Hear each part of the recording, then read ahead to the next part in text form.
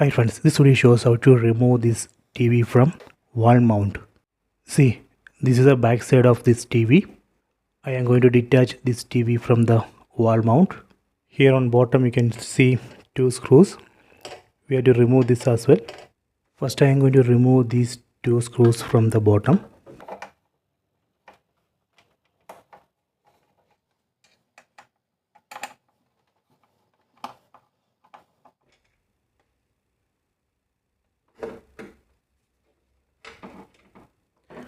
Okay, all screws are removed.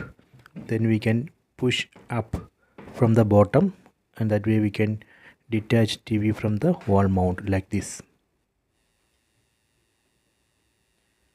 See, this is a wall mount. Here you can see the mounting bracket. On back side of the TV you can see a mounting bracket.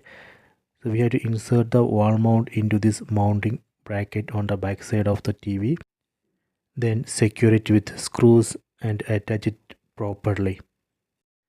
See, here on this wall mount you can see the mounting bracket, and this bracket we have to insert into the mounting bracket on the back side of the TV.